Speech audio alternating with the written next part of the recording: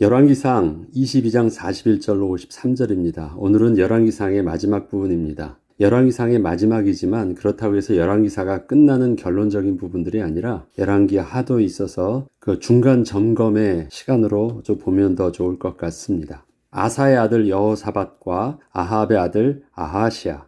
열왕기서는 다윗 왕의 길과 여로보암의 길을 분명하게 대조하여 보여주고 있습니다. 그러나 열왕기서에서 나오는 남과 북의 왕들의 모습에는 정확하게 흙과 백으로 나눌 수 없는 죄로 부패한 인간의 연약함들이 비록 다윗의 길로 가고 있음에도 불구하고 여전히 남아있음을 분명하게 증거하고 있기도 합니다. 양쪽이 흙과 백으로 딱 분류가 안 된다는 것입니다. 남쪽 유다에도 하나님의 부끄러움이 있고 북쪽에 악함이 있지만 그곳에도 하나님의 은혜가 있고, 그렇기 때문에 우리는 편가르기 해야 되는 모습으로 나는 달라라고 보기 전에 이스라엘의 역사를 통해서 우리에게 말씀하시고자 하시는 하나님의 구원의 은혜와 하나님의 섭리들을 볼 수 있도록 해야 되겠습니다. 하나님의 백성으로서 남유다의 이스라엘의 백성을 비교해 볼 때 또 그렇게 드러난 역사적 기록의 모습에는 남유다가 조금은 나아 보이지만 결코 남유다가 하나님 보시기에 온전하였는가를 볼 때에는 남과 북 모두 결코 다르지 않은 죄인된 모습이라는 것은 부인할 수 없습니다. 결국 역사적으로 보면 북이스라엘이 조금 먼저 망한 것일 뿐 남유다도 여전히 우상 숭배와 불순종으로 인하여 결국에는 하나님의 진노의 형벌을 받았기 때문입니다. 이 때문에 열왕기서를 통하여 우리는 죄인된 인간은 하나님의 주권적 섭리와 은혜의 택하심과 더불어 하나님의 말씀을 온전히 순종함으로 그렇게 주신 사명과 권세를 믿음으로 결단해야 하는 것임을 깨닫고 왕들의 모습을 통하여 하나님 앞에서의 우리의 신앙의 모습을 올바로 세워야 하겠습니다. 저와 여러분에겐 분명히 택하심의 은혜가 있습니다. 하나님이 택하지 않으셨으면 우리는 구원의 소망조차 없었습니다. 하나님이 우리에게 예수 그리스도를 주로 고백하는 믿음을 선물로 주지 아니하셨다면 우리는 하나님의 은혜의 백성으로 설 수도 없었습니다. 그렇지만 그렇게 택함받은, 그래서 하나님의 은혜 가운데 구원받은 하나님의 백성이라 할지라도 하나님께서 주신 그 믿음을 온전히 사용하지 못하고 온전히 결단하고 순종하지 못하면 또한 우리의 인생은 부끄러운 구원이요 실패한 인생으로 육신의 삶을 곤고하게 마감할 수밖에 없다는 것을 또 남유다의 왕들의 모습을 통해서도 보게 됩니다. 남유다의 왕들이 하나님의 은혜가 아니었으면 종교개혁을 할 수도 없었고 하나님의 은혜가 아니었으면 또 믿음을 고백할 수 없었음에도 불구하고 그들의 삶 속에 그 말년에 연약했던 모습들을 성경은 그래도 계속해서 고발하고 있는 이유가 여기 있는 것입니다. 오늘 본문은 남왕국의 유다의 왕 여호사밧과 북왕국 이스라엘의 왕 아하시아의 이야기로, 여호사밧은 여호와 앞에서 정직히 행하여 선한 길로 갔지만 아하시아는 여호와 앞에서 악을 행하여 아합의 길로 갔다는 내용입니다. 물론 여호사밧과 아하시아 왕을 정확하게 흙과 백으로 비교할 수 없는 양쪽 다 하나님 앞에서 온전하지 못한 모습을 가지고 있었음을 함께 보여주면서 두 왕을 비교하고 있습니다. 때문에 우리는 여호사밧의 신앙의 모습을 모본으로 삼으면서도 온전치 못했던 그 모습 안에 담겨있는 연약한 모습을 통하여 또한 함께 우리는 신앙의 교훈을 삼아야 하겠습니다. 아사왕의 아들인 여호사밧은 35세의 왕이 되었습니다. 이것은 아버지 아사왕의 신앙을 35년간 보면서 아들이 그렇게 성장했음을 보여줍니다. 남유다의 왕이었던 아사는 노년에 조금의 실수는 있었지만 전반적으로 하나님 보시기에 정직하게 행했던 왕으로 41년간 통치를 했던 왕이었습니다.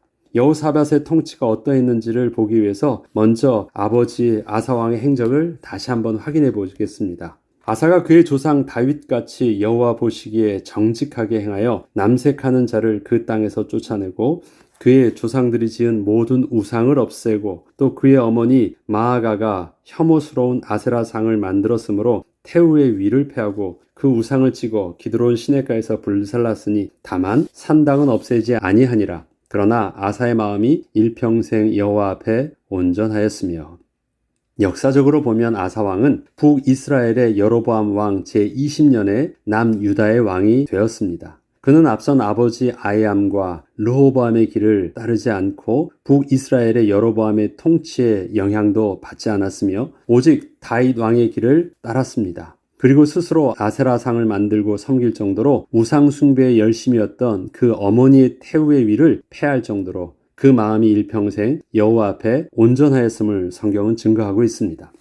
이처럼 할아버지 르호보암, 아버지 아비암, 그리고 어머니, 그리고 북이스라엘의 그 유명한 여로보암 왕까지 우상 숭배가 당연한 것처럼 보여주고 있던 그 시대에 태어났던 아사 왕이었음에도 불구하고 저들의 불신앙의 영향을 전혀 받지 않고 오직 다윗의 길을 따랐다는 것은 하나님께서 다윗의 등불을 끄지 않으시겠다는 하나님의 주권적 섭리와 보호하심이 아니었다면 절대 가능할 수 없었던 하나님의 택하심의 은혜가 바로 아사왕에게 있었던 것입니다. 그런데 그런 아사왕에게도 한 가지 건드릴 수 없었던 것이 있었는데 그것이 산당을 없애지 못한 것이었습니다. 그리고 여호사밧은 그 아버지 밑에서 35년간 신앙을 보고 배워서 자신의 통치를 아버지 아사왕과 같은 길로 행하고 돌이키지 않았다고 성경은 기록하고 있습니다.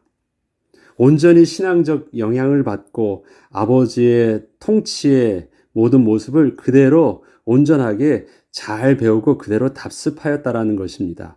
아버지의 아사왕의 신앙을 잘 모본으로 잘 삼았다라는 것입니다. 그래서 그렇게 정직하게 잘 행하였다고 합니다.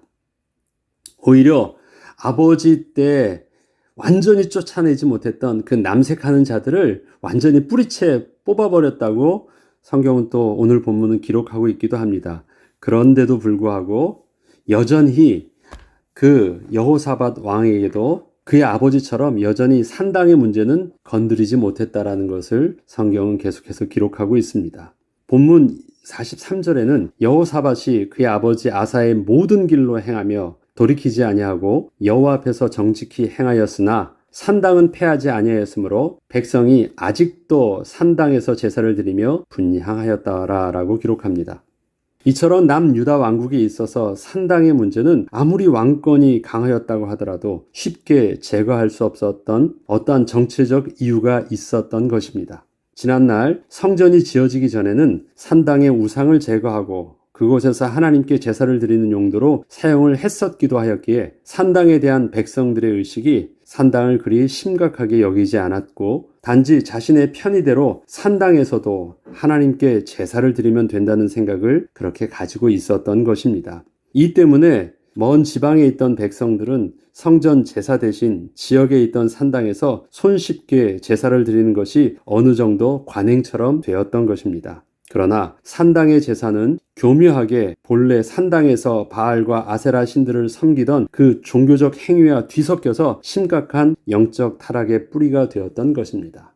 비록 산당이지만 우리는 그 산당에서 우상 숭배를 하는 것이 아니야. 그 산당에서 우리는 하나님께 제사를 드리는 것이야. 그래서 산당으로 본래 지어졌지만 여기는 성전과 다름이 없어 라고 그들은 그렇게 타협하며 말을 했었지만 실질적으로 그 산당 속에서 기존에 섬기던 바알과 아세라 신을 섬기던 그 종교적 그 행위들을 완전히 뿌리 뽑지 못하고 그 죄성대로 우상숭배의 영향력들을 그대로 답습하고 있었던 것이 심각한 문제가 되었던 것입니다.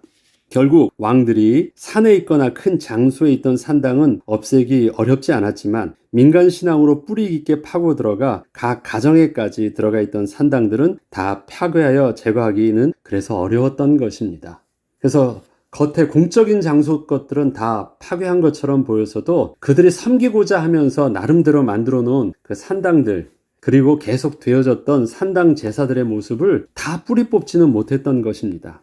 이처럼 왕들이 산당을 없애는 것은 분명히 쉽지는 않았을 것입니다. 그렇게 하지 못할 변명도 있었을 것입니다. 그렇지만 그렇게 산당을 제거하지 않은 문제는 남유다가 온전히 종교개혁을 이루지 못하였던 근본적인 문제가 되었고 계속해서 남유다의 영적 타락의 원인으로 남게 되었습니다. 이 산당의 문제를 역대하에서는 이렇게 증거하고 있습니다. 역대하 20장 32절로 33절에 보면 여호사밧이 그의 아버지 아사의 길로 행하여 돌이켜 떠나지 아니하고 여호와 보시기에 정직하게 행하였으나 산당만은 철거하지 아니하였으므로 백성이 여전히 마음을 정하여 그들의 조상들의 하나님께로 돌아오지 아니하였더라. 최선을 다하여 할 만큼 했지만 그것이 하나님의 온전한 기준에 미치지 못하였던 그 한계들을 여전히 여호사밧 왕도 가지고 있었다라는 것입니다. 이렇게 힘들었던 산당을 훗날 히스기야 왕은 마침내 제거하게 됩니다. 그래서 다윗과 거의 비슷한 왕으로 누구를 꼽냐면 바로 히스기야 왕을 그렇게 뽑습니다. 그 산당은 역대 조상들이 종교개혁을 했지만 그래도 힘들어서 할 수 없었다고 했었던 그 마지막 뿌리 산당마저도 제거할 정도로 단호하였고 그 희생을 감수하면서 그렇게 다 하였다라고 합니다. 그래서 못하는 것이 아니라 결국은 뿌리를 뽑게 되기도 했습니다. 그러나 그렇게 히스기야 왕이 제거하기까지는 남유다는 오랜 시간 동안 많은 고통을 당해야만 했습니다. 종교개혁을 했음에도 불구하고 계속해서 남아있는 그 불신앙의 뿌리는 남유다의 역사 속에서 계속해서 고통의 가시요, 고통의 올무로 계속 작동하고 있었던 것입니다. 그리고 남유다 왕과 비교해서 또 북이스라엘 왕 아하시아는 단순히 산당만 제거하지 못한 것과는 비교할 수 없을 정도로 여호와 하나님 보시기에 악한 길로 갔다고 오늘 본문은 기록하고 있습니다. 51절로 53절에 보면 유다의 여호사밧 왕 제17년에 아합의 아들 아하시아가 사마리아에서 이스라엘의 왕이 되어 2년 동안 이스라엘을 다스리니라. 그가 여호와 앞에서 악을 행하며 그의 아버지 길과 그의 어머니의 길과 이스라엘에게 범죄하게 된 느밧의 아들 여로보암의 길로 행하며 바알을 섬겨 그에게 예배하며 이스라엘의 하나님 여호와를 노하시게 하기를 그의 아버지의 온갖 행위같이 하였더라. 아하시아 왕의 행적을 남유다의 아사 왕과 그의 아들 여호사밧과 비교하면 똑같은 상황에서 정반대의 결과가 나왔음을 알 수 있습니다. 아하시아 왕은 조상 여로보암과 또 아버지와 어머니의 모든 우상 숭배와 불신앙의 영향을 그대로 보고 배우면서 자랐던 것이었습니다. 사실 아사 왕도 전혀 다르지 않았던 환경 속에서 있었음에도 불구하고 그는 종교개혁을 할 수 있었는데 무엇이 이렇게 큰 차이를 나게 하였을까요? 그것은 앞서 말씀드렸던 대로 하나님의 주권적 섭리와 은혜의 택하심 그리고 다윗의 등불을 끄지 않으시겠다는 하나님의 신실하신 약속 때문이셨습니다. 그것이 바로 남유다의 왕들이 그래도 다윗 왕의 등불이 꺼지지 않은 채로 그 명맥을 유지할 수 있었고 신앙을 또 붙들 수 있었던 은혜이기도 했던 것입니다. 이렇듯 북이스라엘의 아하시아 왕과 남유다의 여호사밧 왕은 분명한 신앙적 대비를 이루고 있었지만 오늘의 본문은 그렇게 서로 다른 두 왕이 또 특이하게 서로 화평하였다고 기록을 하고 있습니다. 서로 친밀하게 교류를 하였다라는 것입니다. 신앙적으로는 영적으로는 극렬하게 대비되고 있는 환경이었고 그렇게 다른 모습으로 통치를 하고 있었지만 아합 왕 때부터 북이스라엘과 남유다는요 서로 또 왕래하면서 친하게 화평하며 교류를 하고 있었다라는 것입니다. 그게 아주 특이하게 남과 북 당시의 그 시대의 모습을 그렇게 말해주고 있습니다. 함께 협력하며 교류를 했다. 그리고 유다가 에돔을 섭정왕을 두어 대리 통치를 하게 되므로 무역로가 열리게 되자 좀 더 활발하게 금을 얻기 위해서 북이스라엘 왕과 함께 다시스로 향하는 배를 짓게 되었는데 이 배가 다 만들어진 다음에 가지고 오는 길에 파산되었다는 것을 성경은 특별하게 기록하고 있습니다. 이 일에 대해서 역대하 20장 36절에서 37절은 하나님의 선지자를 통해서 남유다 왕에게 이렇게 하나님의 뜻을 전하게 됩니다. 두 왕이 서로 연합하고 배를 만들어 다시스로 보내고자 하여 에시온 게벨에서 배를 만들었더니 마레사 사람 도다 와후의 아들 엘리에셀이 여호사밧을 향하여 예언하여 이르되 왕이 아하시아와 교제함으로 여호와께서 왕이 지은 것들을 파하시리라 하더니 이에 그 배들이 무너져서 다시스로 가지 못하였더라.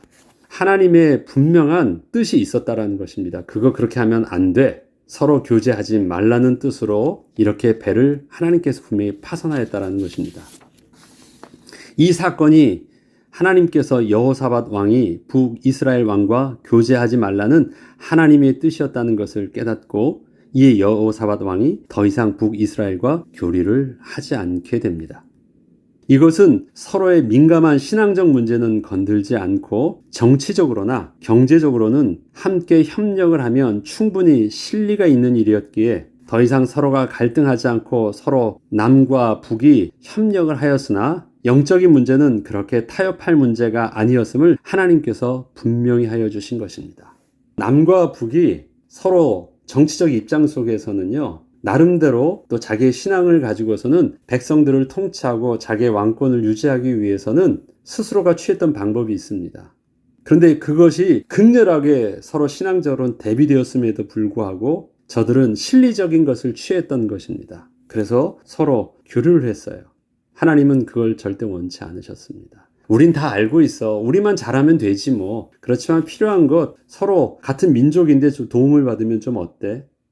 하나님은 그것을 원치 않으셨던 것입니다.